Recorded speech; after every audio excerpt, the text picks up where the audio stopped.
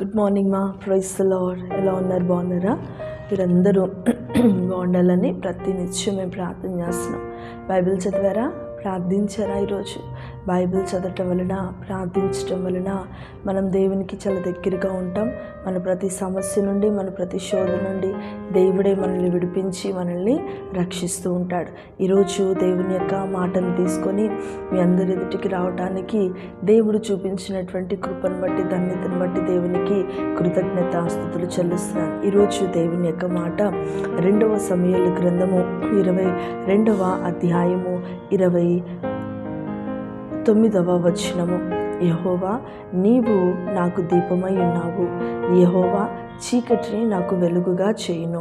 ఈరోజు దేవుని యొక్క మాట 2వ సమూయేలు గ్రంథము 22వ అధ్యాయము 29వ వచనం. యెహోవా, నీవు నాకు దీపమై ఉన్నావు. యెహోవా, చీకటిని నాకు వెలుగుగా చేయుము. ప్రియ విశ్వాసి, ప్రియ దేవుని బిడ్డ, ఈరోజు దేవుడు మనకిస్తున్నటువంటి మాట ఇక్కడ ఏంటిది? యెహోవా, నీవు నాకు దీపమైన. మన దీపం ఎవరంట? దేవుడు కదా. మన దీపము నిత్యము కూడా వెలిగించబడుతూ ఉండాలి. మన దీపము నిత్యము కూడా దేవుని కొరకు వాడబడేదై ఉండాలి. మన దీపము నిత్యము ఆశీర్వదించబడేదై ఉండాలి. మన దీపము నిత్యము కూడా అది వెలిగించబడుతూ దేవునికి సాక్షిగా మనం నిలబడేటట్లు మన దీపం ఉండాలి. అందుకే ఆయన అంటున్నాడు, నేనే నీకు దీపమునై ఉన్నాను.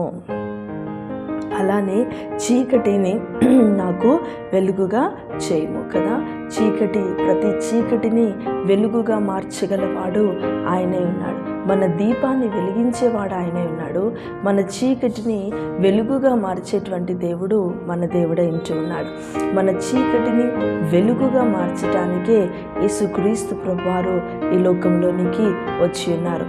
మన దీపము ఆరిపోకుండా నిత్యము వెలిగించబడాలనే దేవుడు ఈ లోకంలోనికి మన కోసం వచ్చి ఉంటున్నారు. అయితే మనము చీకటిలో ఉన్నటువంటి మనము వెలుగులోనికి తీసుకొని వచ్చినటువంటి దేవుని గురించినటువంటి వార్తను మనము అనేకులకు తెలియచేయాలి. మనం అనేకులకు క్రీస్తును కూర్చున్నటువంటి వార్తను తెలియచేసినప్పుడు చీకటిలో నుండి మనం ఎందుకు వెలుగులోనికి రాబడ్డాము, మనల్ని ఎందుకు వెలుగులోనికి దేవుడు తీసుకొచ్చాడు అనేటువంటిది దేవుడు కార్యం చేస్తాడు. ఈరోజు మన ఎడల దేవుడు కలిగి ఉన్న ప్రణాళిక, మన ఎడల దేవుడు కలిగి ఉన్న ఉద్దేశము, మన ఎడల దేవుడు కలిగి ఉన్నటువంటి ఆ యొక్క కృప, కనికరము నిత్యము దేవుడు మనకి తోడే ఉంచాలని ఆయన అనుకుంటున్నాడు. ఆయన మనలను బలపరచాలని అనుకుంటున్నాడు. ఆయన మనలను దీవించాలని ఆయన అనుకుంటున్నాడు. ఆయన తన ఉన్నతమైనటువంటి కృప, తన సన్నిధి మనకి దేవుడు తోడయించుతూ ఉన్నటువంటి దేవుడే ఇంటూ ఉన్నాడు. మనల్ని, మన యొక్క దీపము వెలుగుతూ ఉండాలి. మన దీపం వెలగాలి అంటే మనకు యేసుక్రీస్తు ప్రభువారు మన మధ్యలో ఉండాలి కదా. ఆయనే మన దీపం.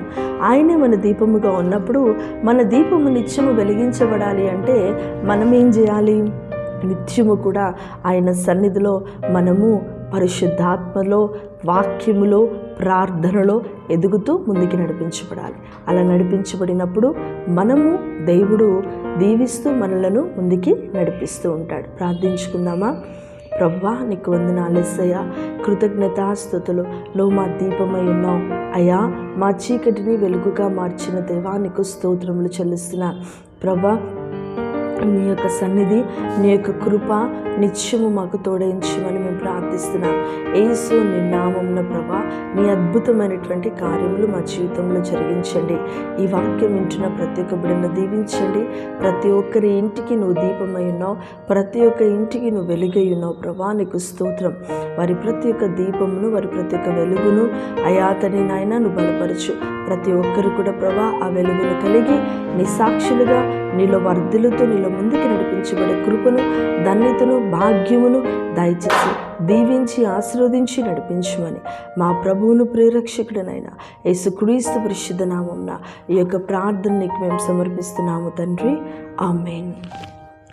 Praise Lord. మా అందరికీ దేవుడు మిమ్మల్ని, మీ కుటుంబాలను దీవించును గాక. ఆమేన్.